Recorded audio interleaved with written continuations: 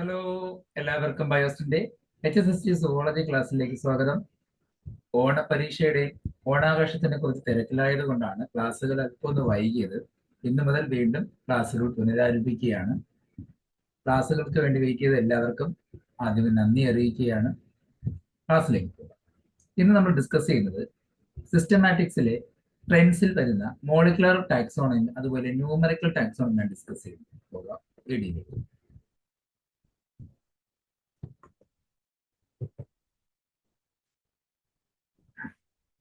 What is molecular taxonomy? ഒരു ഓർഗാനിസത്തിന്റെ ബോഡിയിലുള്ള ചില മോളിക്യൂൾസിന്റെ ബേസിൽ taxonomy ചെയ്യുന്ന ക്ലാസിഫിക്കേഷൻ നടത്തുന്ന രീതിയാണ് മോളിക്കുലർ ടാക്സോണമി. അതായത് ബോഡിയിലുള്ള മോളിക്യൂൾസ് ആയ DNA-യോ RNA-യോ അല്ലെങ്കിൽ പ്രോട്ടീൻസോ ഇതിന്റെ ബേസിലുള്ള ഈ പ്രോട്ടീൻ അല്ലെങ്കിൽ RNA അല്ലെങ്കിൽ DNA തമ്മിലുള്ള കമ്പാരിസൺ വെച്ചിട്ട് ജീവജാലങ്ങളെ വർഗീകരിക്കുന്ന ക്ലാസിഫിക്കേഷൻ ചെയ്യുന്ന മെത്തേഡാണ് മോളിക്കുലർ ടാക്സോണമി എന്ന് അറിയപ്പെടുന്നത്. The classification of organisms on the basis of the distribution and composition of chemical substances like DNA, RNA, proteins, etc. in them. Already പറഞ്ഞു കഴിഞ്ഞു, ജീവജാലങ്ങൾ കാണപ്പെടുന്ന DNA, RNA അല്ലെങ്കിൽ പ്രോട്ടീൻസിന്റെ കമ്പോസിഷന്റെ ബേസിലും അതിന്റെ ഡിസ്ട്രിബ്യൂഷന്റെ ബേസിലും ജീവജാലങ്ങളെ വർഗീകരിക്കുന്ന രീതിയാണ് മോളിക്കുലർ ടാക്സോണമി എന്നറിയപ്പെടുന്നത്. Molecular techniques in the field of biology have helped to establish genetic relationship between the members of different taxonomic categories. ഇങ്ങനെ ജീവജാലങ്ങളുടെ ബോഡിയിലുള്ള DNA, RNA, പ്രോട്ടീൻ അനാലിസിസ് വഴി ഓരോ ജീവജാലങ്ങളും തമ്മിലുള്ള ബന്ധം, എവല്യൂഷണറി അല്ലെങ്കിൽ ജനറ്റിക് റിലേഷൻഷിപ്പ് എന്താണെന്ന് മനസ്സിലാക്കാൻ സാധിക്കും. What is molecular phylogenetics? It is study of evolutionary relationship among the biological entities like individuals, population, species or higher taxa by using a combination of molecular data and statistical technique. ഒരു ജീവിയുടെയോ അല്ലെങ്കിൽ ഒരു കൂട്ടം ജീവികളുടെയോ അല്ലെങ്കിൽ ഒരു സ്പീഷീസിന്റെയോ അല്ലെങ്കിൽ ആ ഗ്രൂപ്പിൽപ്പെട്ട higher ടാക്സിൽപ്പെട്ട ജീവജാലങ്ങളുടെയോ ഏതെങ്കിലും biological molecular ഡേറ്റയുടെ ബേസിലും അതുപോലെ സ്റ്റാറ്റിസ്റ്റിക്കൽ ടെക്നോളജിയുടെ ബേസിലുമുള്ള ക്ലാസിഫിക്കേഷൻ ആണ് മോളിക്കുലർ ഫൈലോജനറ്റിക്സ് എന്ന പേരിൽ അറിയപ്പെടുന്നത്. അതായത് മോളിക്യൂൾസിന്റെയും അതുപോലെ സ്റ്റാറ്റിസ്റ്റിക്കൽ നോളജും തമ്മിലുള്ള ഒരു കോമ്പിനേഷൻ. മോഡേൺ മെഷീൻസും കമ്പ്യൂട്ടറും സ്റ്റാറ്റിക്കൽ നോളജിന്റെ ബേസിൽ ജീവജാലങ്ങളെ വർഗീകരിക്കുന്ന രീതിയാണ് മോളിക്കുലർ ഫൈലോജനറ്റിക്സ് എന്ന പേരിൽ അറിയപ്പെടുന്നത്. ഇത്തരത്തിൽ മോളിക്കുലർ ഡേറ്റ ഉപയോഗിച്ചിട്ട് ആദ്യമായിട്ടൊരു ഫൈലോജനറ്റിക് ട്രീ രൂപകൽപ്പന ചെയ്തത് ആരാണെന്ന് ചോദിച്ചാൽ അത് ഫിച്ച് ആൻഡ് മാർഗോളിഷ് ആണ്. 1967 ഇവർ മോളിക്കുലർ ഡേറ്റയുടെ ബേസിൽ ആൻസസ്ട്രി വരുന്ന രീതിയിലുള്ള ഒരു ഫൈലോജനറ്റിക് ട്രീ കമ്പോസ് ചെയ്തത്. The basic steps in molecular taxonomy. ഒരു മോളിക്കുലർ ടാക്സോണമിലുള്ള ബേസിക് സ്റ്റെപ്സ് എന്തൊക്കെയാണെന്ന് നോക്കാം. ഒന്നാമത്തത് DNA extraction and isolation of genetic material from the organism. ആദ്യം നമ്മൾ ഉദ്ദേശിക്കുന്ന ജീവജാലങ്ങളുടെ ബോഡിയിലുള്ള മോളിക്യൂൾസ് DNA, RNA, പ്രോട്ടീനെ എക്സ്ട്രാക്ട് ചെയ്യുക. മിക്കവാറും ജനറ്റിക് മെറ്റീരിയൽ ആയി DNA അല്ലെങ്കിൽ RNA ആയിരിക്കും എക്സ്ട്രാക്ട് ചെയ്യുന്നത്, അല്ലെങ്കിൽ പ്രോട്ടീൻസ് ആയിരിക്കാം. അപ്പൊ നമ്മൾ ക്ലാസിഫൈ ചെയ്യേണ്ട ജീവജാലങ്ങളെ വർഗീകരിക്കേണ്ട ജീവജാലങ്ങളുടെ ബോഡിയിലുള്ള ആ മോളിക്യൂൾസിനെ എക്സ്ട്രാക്ട് ചെയ്യുക. രണ്ട്, DNA sequencing to determine the base pair sequence. എന്നിട്ട് ഈ ജീവജാലങ്ങളുടെ ആ DNAയിലുള്ള സീക്വൻസിങ് ചെയ്യുക, അതായത് സീക്വൻസ് അനാലിസിസ് നടത്തുക. മൂന്നാമത്, data analysis and comparison often using bioinformatics tools to establish genetic similarities or difference. അതായത് ഈ ജീവജാലങ്ങളുടെ ബോഡിയിൽ നിന്ന് ജനറ്റിക് ഇൻഫർമേഷൻ എടുത്തതിനു ശേഷം ആ ഡേറ്റകളെ കമ്പാരിസൺ ചെയ്യുക. അതിന് ബയോ ഇൻഫർമാറ്റിക്സിന്റെ ടൂൾസിന്റെ സഹായത്താൽ ഒരുപാട് കമ്പാരിസൺ ചെയ്യാൻ പറ്റും. നമുക്ക് ഫോർ എക്സാമ്പിൾ ചിമ്പൻസിയുടെയും മനുഷ്യന്റെയും ബ്ലഡിലുള്ള ഹീമോഗ്ലോബിന്റെ കാരണമായ പ്രോട്ടീൻ നിർമ്മിക്കുന്ന കാരണമായ ജീനുകളെ നമ്മൾ കമ്പയർ ചെയ്യുകയാണെങ്കിൽ ഓൾമോസ്റ്റ് ജീനുകളും കുറേയൊക്കെ ജീനുകൾ സെയിം ആണെന്ന് നമുക്ക് മനസ്സിലാക്കാൻ പറ്റും. ഇങ്ങനെ ബയോ ഇൻഫർമാറ്റിക്സിന്റെ പല ടൂളുകൾ ഉപയോഗിച്ച് നമുക്ക് ജീൻ കമ്പാരിസൺ, അതിന്റെ സീക്വൻസ് കമ്പാരിസൺ ചെയ്യാൻ കഴിയും. ആ ഒരു കമ്പാരിസൺ ചെയ്യുക. ലാസ്റ്റ് ക്ലാസിഫിക്കേഷൻ ഫൈലോ, അതിനുശേഷം ജീവജാലങ്ങളെ ക്ലാസിഫൈ ചെയ്യുക, അനുയോജ്യമായ ഫൈലോജനറ്റിക് ട്രീ കമ്പോസ് ചെയ്യുക. What are the molecules used in molecular taxonomy? Molecular ടാക്സോണമിയിൽ ഉപയോഗിക്കുന്ന മോളിക്യൂൾസ് എന്തൊക്കെയാണ്? ഓൾറെഡി പറഞ്ഞു കഴിഞ്ഞു, DNA, RNA, പ്രോട്ടീൻസ് ആണെന്ന്. Initially, molecular taxonomy studies were conducted using proteins which are the product of gene action. Gene ആക്ഷന്റെ ഫലമായിട്ടുണ്ടാകുന്ന പ്രോട്ടീനുകളായിരുന്നു ആദ്യകാലങ്ങളിൽ മോളിക്കുലർ ടാക്സോണമി ഉപയോഗിച്ചുകൊണ്ടിരുന്ന ഒരു മോളിക്യൂൾ എന്ന് പറയുന്നത്. അതിനുശേഷം പിന്നെ അത് DNA വന്നു കഴിഞ്ഞു. DNA എക്സ്ട്രാക്ട് ചെയ്ത് DNA കമ്പാരിസണിലേക്ക് എത്തിച്ചു കഴിഞ്ഞു. ഇനി ഏതൊക്കെ DNAകളാണ് ഉപയോഗിക്കുന്നത് നോക്കാം. അതിൽ ഒന്നാമത്താണ് റൈബോസോമൽ DNA, RDNA എന്ന് പറയും. റൈബോസോമിൽ കാണപ്പെടുന്ന DNAയുടെ എക്സ്ട്രാക്ഷനിലൂടെ, ഐസൊലേഷനിലൂടെ, അതിന്റെ കമ്പാരിസണിലൂടെ ജീവജാലങ്ങളെ വർഗീകരിക്കുന്ന രീതിയാണ് ഇപ്പോൾ കൂടുതലായിട്ട് ചെയ്യുന്നത്. The genes coding small subunit of 18S ribosomal DNA are used in the molecular taxonomy studies. സാധാരണഗതിയിൽ മോളിക്കുലർ ടാക്സോണമി സ്റ്റഡീസിൽ ഉപയോഗിക്കുന്ന ഡി എൻ എ എന്ന് പറയുന്നത് റൈബോസം ഡി എൻ എന്ന് പറയുന്നത് 18S കാണപ്പെടുന്ന ഡി എൻ എകളാണ് ഉപയോഗിക്കുന്നത്. എന്തുകൊണ്ടെന്നാൽ mutations are unlikely to survive natural selection and these genes have very less mutation. ഇത്തരം ജീനുകൾക്ക് ആ ഡി എൻ ഉള്ള ജീനുകൾക്ക് മ്യൂട്ടേഷൻ വളരെ കുറവായിരിക്കും. അതുകൊണ്ടാണ് ആ റൈബോസമൽ ഡി എൻ എടുക്കാൻ കാരണം മ്യൂട്ടേഷൻസ് കുറവായത് കൊണ്ട് തന്നെ ഈ ജീനുകൾക്ക് മാറ്റമില്ലാതെ ഓരോ ജീവജന തലമുറകളിലേക്ക് വ്യാപിച്ചുകൊണ്ടിരിക്കും. അപ്പൊ ആ ജീനുകൾക്ക് വലിയ മ്യൂട്ടേഷൻ സംഭവിക്കാത്തത് കൊണ്ട് തന്നെ അത് കമ്പാരിസൺ ചെയ്യുന്ന വഴി നമുക്ക് ജീവികൾ തമ്മിലുള്ള ബന്ധം മനസ്സിലാക്കാൻ പറ്റും. These genes are highly conserved and have changed very slowly during evolution. അതായത് നേരത്തെ പറഞ്ഞു പരിണാമ സമയത്ത് ഈ ജീനുകൾക്ക് വളരെ സ്ലോയിൽ മാത്രമേ എവല്യൂഷൻ ചേഞ്ചസ് സംഭവിക്കുന്നുള്ളൂ, മ്യൂട്ടേഷൻ കുറവാണ്. They have important structural role. ഈ ജീനുകൾ അല്ലെങ്കിൽ ഈ ഡി എൻ എയിലുള്ള ജീനുകൾക്ക് പ്രത്യേക സ്ട്രക്ചറൽ റോൾ ഉള്ളത് കൊണ്ട് വലിയ മാറ്റമില്ലാതെ തുടരുകയും ചെയ്യും. The rDNA can therefore provide important clues regarding the changes that occurred very early in the evolution, such as the segregation of classes within a phylum or origin of a new phylum. അതായത് ഈ change അധികം സംഭവിക്കാത്ത എവല്യൂഷനിൽ വളരെ slow changes മാത്രം സംഭവിച്ച അധികം mutation സംഭവിക്കാത്ത ഇത്തരം rDNA compare ചെയ്യുന്ന വഴി നമുക്ക് ഒരു ജീവിയുടെ അത് ഉൾപ്പെടുന്ന ഫൈലമോ അല്ലെങ്കിൽ ആ ഫൈലത്തിന്റെ ഒറിജിനോ നമുക്ക് മനസ്സിലാക്കാൻ സാധിക്കും. Mitochondrial D N A molecular taxonomy ഉപയോഗിക്കുന്ന മറ്റൊരു മോളിക്കുളാണ് mitochondrial D N A. The genes situated in the mitochondria are different from nuclear genes and these genes have useful sources of information. സാധാരണ മൈറ്റോകോൺഡ്രിയ കാണപ്പെടുന്ന ജീനുകൾക്ക് മറ്റു genome നിന്ന് ഒരുപാട് വ്യത്യാസമുണ്ട്. വളരെ ഇൻഫർമേഷൻ അടങ്ങിയിരിക്കുന്ന ജീനുകളാണ് ഇതിൽ അടങ്ങിയിരിക്കുന്നത്. It is not the gene content of the mitochondria that is used, but the order of genes around the chromosome. എന്നാൽ ഇവിടെ മൈറ്റോകോൺഡ്രിയ ഡി എൻ എയിൽ അടങ്ങിയിരിക്കുന്ന ജീനിന്റെ ഉള്ളടക്കമല്ല ഉപയോഗിക്കുന്നത്, പകരം ക്രോമസോം റിങ്ങിന് ചുറ്റുമുള്ള അതിന്റെ ആ ഓർഡർ, അതിന്റെ ക്രമമാണ് ഇതിനു വേണ്ടി ഉപയോഗിക്കുന്നത്. In most animals, the contribution of sperm to the zygote is zero, and therefore mitochondrial inheritance is confirmed only to the females. അതായത് സാധാരണഗതിയിൽ നമുക്കറിയാം സൈഗോട്ടിലേക്ക് കോൺട്രിബ്യൂട്ട് ചെയ്യുന്ന സ്പേമിൽ മൈറ്റോകോൺഡ്രിയ അധികം അതിന്റെ ഡി എൻ എകൾ കോൺട്രിബ്യൂട്ട് ചെയ്യുന്നില്ല, അത് സീറോ ആണ്. അതിനകത്ത് ഒരു സൈഗോട്ട് ഫോം ചെയ്യുമ്പോൾ മെയിലിന്റെ ഭാഗത്തു നിന്നുള്ള മൈറ്റോകോൺഡ്രിയൽ കോൺട്രിബ്യൂഷൻ വളരെ കുറവാണ്, വളരെ കുറഞ്ഞ സീറോ തന്നെയാണ്. ഇതിൽ ഏറ്റവും കൂടുതൽ ആ മൈറ്റോകോൺഡ്രിയയുടെ കോൺട്രിബ്യൂഷൻ നടത്തുന്നത് ഫീമെയിൽസ് എന്നായിരിക്കും. അങ്ങനെ ഒരു ഫീമെയിലിന്റെ കണ്ടന്റ് വെച്ചിട്ട് നമുക്ക് ജീവജാലങ്ങളുടെ ബന്ധം, ആ ഫീമെയിലിന്റെ ബോഡിയിലുള്ള മൈറ്റോകോൺഡ്രിയൽ ഡി എൻ എയുടെ കണ്ടന്റ് വെച്ച് നമുക്ക് ജീവജാലങ്ങളുടെ ബന്ധം മനസ്സിലാക്കാൻ സഹായിക്കും. This uniparental dependence further simplifies the use of mgDNA. നേരത്തെ പറഞ്ഞു കഴിഞ്ഞു, ഇങ്ങനെ ഒറ്റ പാരന്റിൽ നിന്ന് കിട്ടുന്ന ഡി എൻ എയുടെ സീക്വൻസ് വെച്ചിട്ട് നമുക്ക് എന്ത് ചെയ്യാൻ കഴിയും, നമുക്ക് നേരത്തെ ഉണ്ടായിരുന്ന എററുകളെയൊക്കെ സോൾവ് ചെയ്ത് തന്നെ സിമ്പിൾ ആക്കി എടുക്കാൻ കഴിയും. Mitochondrial DNA changes comparatively fast in evolution and it is useful to determine changes that have occurred less than 15 million years ago. അതായത് മൈറ്റോകോൺഡ്രിയൽ ഡി എൻ എയിലുള്ള ജീനുകൾക്ക് വളരെ പെട്ടെന്ന് എവല്യൂഷൻ സംഭവിക്കുന്നത് കൊണ്ട് തന്നെ ഇത് വളരെ യൂസ്ഫുൾ ആയിട്ട് നമുക്ക് ഉപയോഗിക്കാൻ കഴിയും എവല്യൂഷനിലെ ചേഞ്ചസിനെ മനസ്സിലാക്കാൻ. അതായത് 15 മില്യൺ വർഷങ്ങൾക്ക് മുന്നേ സംഭവിച്ച മാറ്റങ്ങൾ പോലും മനസ്സിലാക്കിയെടുക്കാൻ പറ്റും. കാരണം ഈ മൈറ്റോകോൺഡ്രിയൽ ഡി എൻ എയിലേക്ക് ഒരു ജീവിയുടെ പ്രധാനപ്പെട്ട പവർ ഹൗസ് എന്നറിയപ്പെടുന്ന ഒരു ഭാഗമാണ് സെൽ ഓർഗനിലാണല്ലോ മൈറ്റോകോൺഡ്രിയ.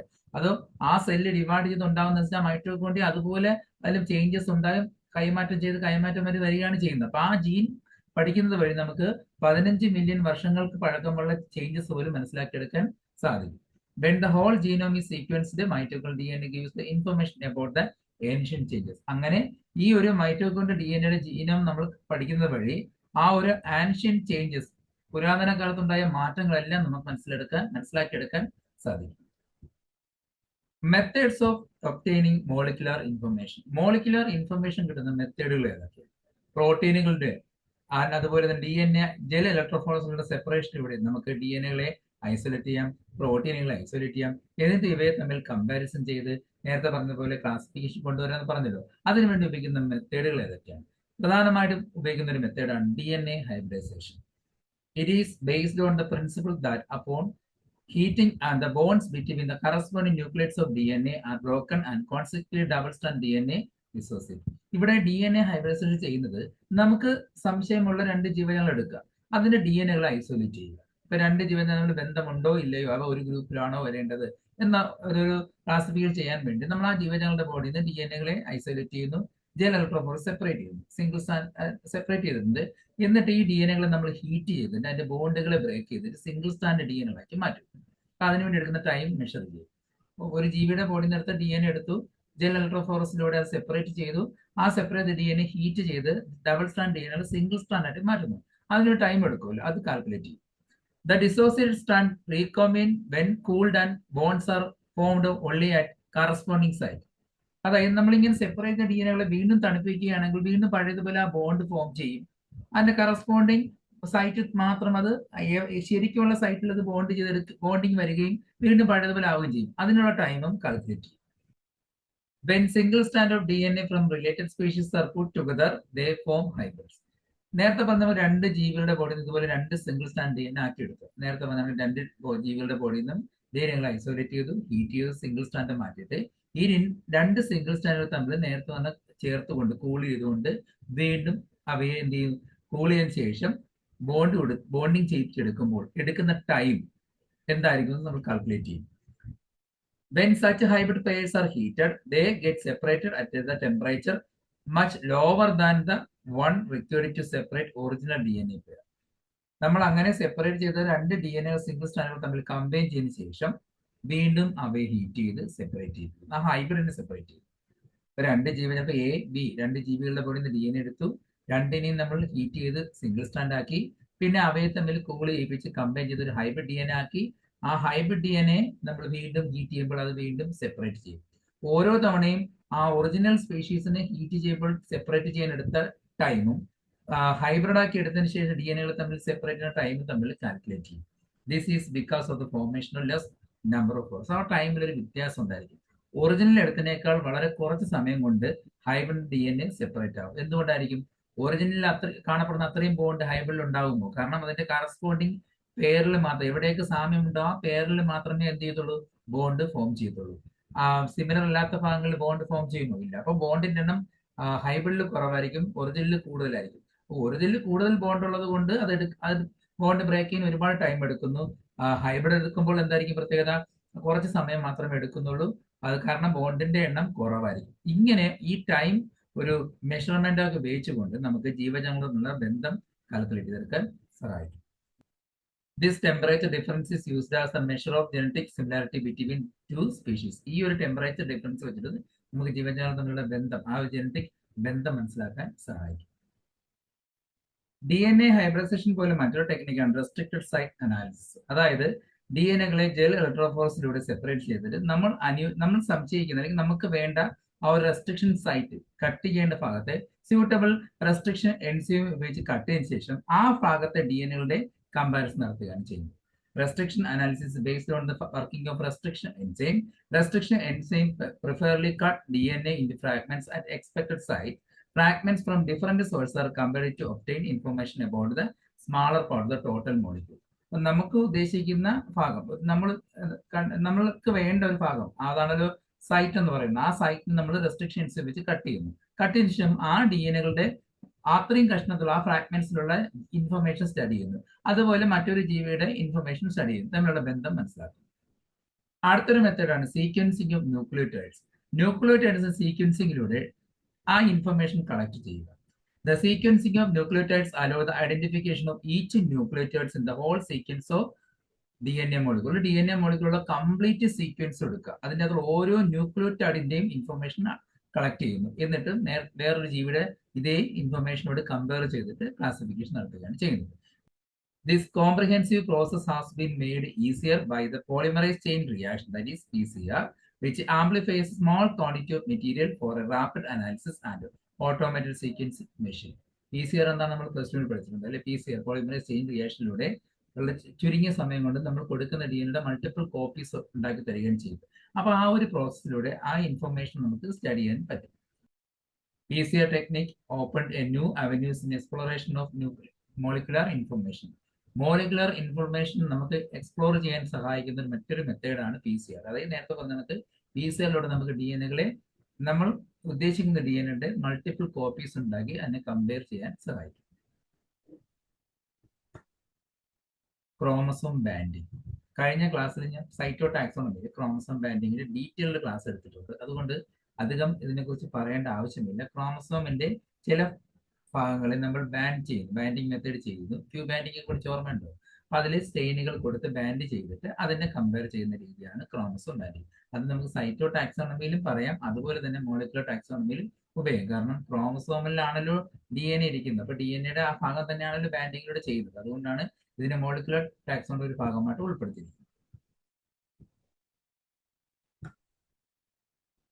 അടുത്തതാണ് അമിനോ ആസിഡ് സീക്വൻസിങ് എന്ന് പറയുന്നത്. അമിനോ ആസിഡ് സീക്വൻസിന്റെ പ്രോട്ടീനുകളെ അനാലിസ് ചെയ്യുന്ന മെത്തേഡാണ്. അതായത് ഓരോ ജീവിയുടെ ബോഡിയിലുള്ള പ്രോട്ടീൻ എടുക്കുന്നു, ആ പ്രോട്ടീനിൽ അടങ്ങിയ അമിനോ ആസിഡ് സീക്വൻസ് എന്തൊക്കെയാണ് ആ സീക്വൻസ് ചെയ്യുന്നു, അല്ലെങ്കിൽ അതിന്റെ ഡേറ്റ കളക്ട് ചെയ്യുന്നു. അതേപോലെ സംശയിക്കുന്ന മറ്റൊരു ജീവിയുടെ ബോഡിയിൽ നിന്ന് പ്രോട്ടീൻ എടുക്കുന്നു, ആ പ്രോട്ടീനിൽ അടങ്ങിയ അമിനോ ആസിഡ് സീക്വൻസ് ചെയ്യുന്നു. തമ്മിൽ എന്തെങ്കിലും റിലേഷൻ ഉണ്ടോ, റിലേറ്റഡ് ആണോ, സിമിലാരിറ്റി ഉണ്ടോ സ്റ്റഡി ചെയ്യുന്നു. റിലേറ്റഡ് ആണെങ്കിൽ അവയെ കറസ്പോണ്ടിങ് ഗ്രൂപ്പിലേക്ക് പ്ലേസ് ചെയ്യുന്നു. Amino acid sequence in a molecular taxonomy involves analyzing the order of amino acids in proteins to understand evolutionary relationship between species.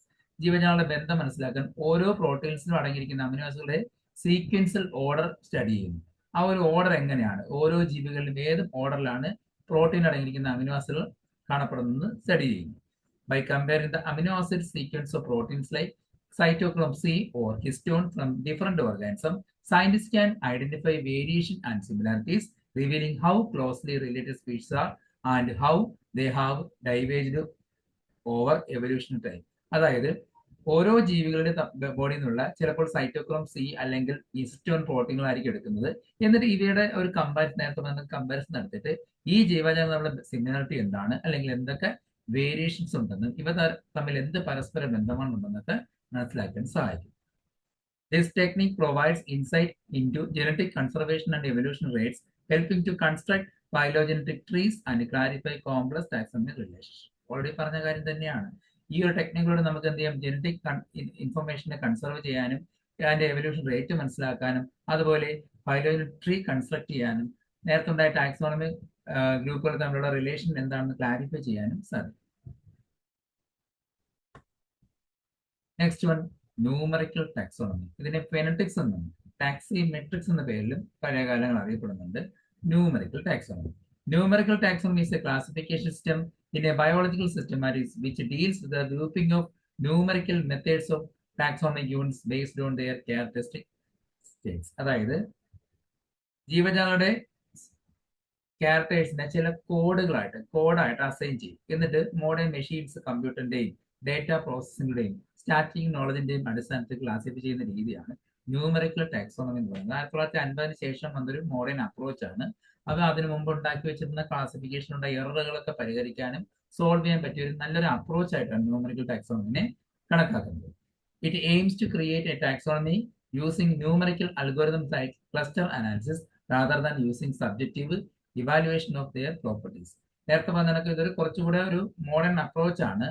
പല അൽഗോരിതംസ്, ക്ലസ്റ്റർ അനാലിസിസിലുള്ള പല അൽഗോരിതംസ് ഉപയോഗിച്ച് ഡേറ്റ അനാലിസിസിലൂടെയാണ് ഈ ഒരു പ്രോസസ് ചെയ്യുന്നത്.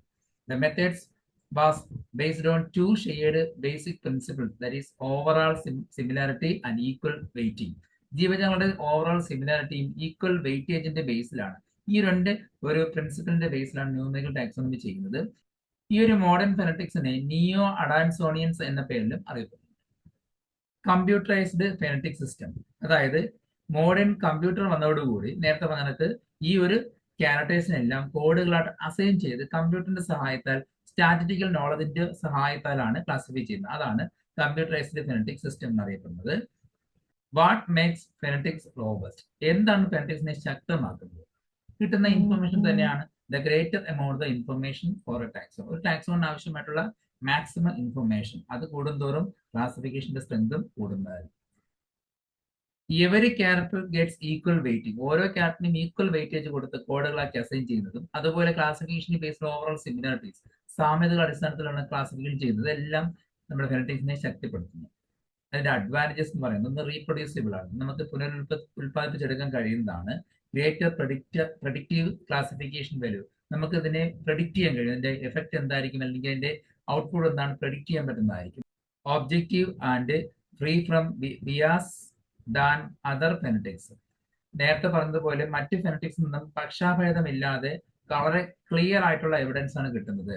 Integrate data from many sources, പല സോഴ്സിൽ നിന്ന് കിട്ടുന്ന ഇന്റഗ്രേറ്റഡ് ആയിട്ടുള്ള datas can handle large amount of data. നമുക്ക് ഒന്നിൽ കൂടുതൽ ഡേറ്റകൾ, ഒരുപാട് ഡേറ്റകൾ ഒരേ സമയം ഹാൻഡിൽ ചെയ്യാൻ പറ്റും. നമ്മൾ കൈകൊണ്ട് ചെയ്യുന്നതിനേക്കാൾ കമ്പ്യൂട്ടറൈസ്ഡ് കോഡിങ്ങിലൂടെ നമുക്ക് എന്ത് ചെയ്യാൻ കഴിയും, ഒരുപാട് ഡേറ്റകൾ അറ്റ് എ ടൈമിൽ നമുക്ക് ഹാൻഡിൽ ചെയ്യാൻ പറ്റും. ഗുണമുണ്ടെങ്കിൽ അതിന് ദോഷവും ഉണ്ടാവുമല്ലോ. എന്തൊക്കെയാണ് ഡിസ്അഡ്വാൻറ്റേജ് നോക്കാം. Doesn't readily account for evolutionary changes. അത് വെർട്ടിക്കൽ ചേഞ്ച്, നമുക്ക് ഒരുപാട് ചേഞ്ചസ് ഉണ്ടാകുമ്പോൾ ആ ചേഞ്ചിലൂടെ കിട്ടുന്ന ഇൻഫർമേഷൻ നമുക്ക് ഇതിലൂടെ കൊണ്ടുവരാൻ കഴിയില്ല. Convergent evolution, two species expose the same selection pressures share similar features too. Converge evolution എന്താണ്, ഒരേ ഫംഗ്ഷൻ ആയിരിക്കും പക്ഷെ വ്യത്യസ്ത സ്ട്രക്ചറും ആയിരിക്കും. ഫംഗ്ഷനെല്ലാം സെയിം ആയിരിക്കും. അങ്ങനെയുള്ള എവല്യൂഷൻ നമ്മൾ പഠിച്ചിട്ടുണ്ട്. ഇപ്പം ഫോർ എക്സാമ്പിൾ വിങ്സ് എന്ന് പറയുന്നത് ബട്ടർഫ്ലൈസിനും ബേഴ്സിനൊക്കെ വിങ്സ് ഉണ്ട്. രണ്ടിന്റെയും സ്ട്രക്ചർ ഫംഗ്ഷൻ സെയിം ആണ്, പക്ഷെ അതിന്റെ സ്ട്രക്ചർ സെയിം ആണോ? അല്ല. അപ്പൊ ആ ഒരു സിമിലർ ഫംഗ്ഷൻ കാണിക്കുന്ന ജീവജാലങ്ങളുടെ ഇൻഫർമേഷൻ എടുക്കുമ്പോൾ അവർ രണ്ടും ഒരു ഗ്രൂപ്പിൽ പെടുന്നവരായിരിക്കില്ല. ഒരു ബട്ടർഫ്ലൈയും ഒരു ബേർഡിന്റെയും ചിറക് നോക്കിയിട്ട് രണ്ടിന്റെയും ചിറകിന്റെ ഫംഗ്ഷൻ ഒന്നാണ്, പക്ഷെ എന്ന് കരുതി ആ ഒരു സിമിലാരിറ്റി അല്ലെങ്കിൽ അതിന്റെ ഒരു ക്യാരക്ടർ വെച്ച് അസൈൻ ചെയ്തെടുത്തു കഴിഞ്ഞാൽ രണ്ടും ഒരു ഗ്രൂപ്പിൽ വരുന്നതാണോ? അല്ല. In other words, not all species that look alike are necessarily members of same group. ഒരുപോലെ കാണപ്പെടുന്ന ജീവികൾ, ഒരേ സ്വഭാവം കാണിക്കുന്ന ജീവികളെല്ലാം ഒരേ ഗ്രൂപ്പിൽ പെടുന്നവര് ആയിരിക്കണമെന്നില്ല. നേരത്തെ പറഞ്ഞ ബെസ്റ്റ് എക്സാമ്പിൾ ആണ് ബട്ടർഫ്ലൈയും ബേർഡ്സും. വിങ്സിന് ഒരേ ഫംഗ്ഷൻ ആണെന്ന് കരുതി രണ്ടും ഒരു ഗ്രൂപ്പിൽ വരുന്നവരാണോ? അല്ല. അപ്പോൾ ഇന്നത്തെ ക്ലാസ്സിൽ നമ്മൾ ഡിസ്കസ് ചെയ്തത് ന്യൂമറിക്കൽ ടാക്സോണമിയും മോളിക്കുലർ ടാക്സോണമിയാണ്. ക്ലാസ് മനസ്സിലായെങ്കിൽ ലൈക്ക് ചെയ്യുക, സബ്സ്ക്രൈബ് ചെയ്യുക. അടുത്ത ക്ലാസ്സിൽ മറ്റൊരു ടോപ്പിക് കാണാം. എല്ലാവർക്കും ശുഭദിനം നേരം.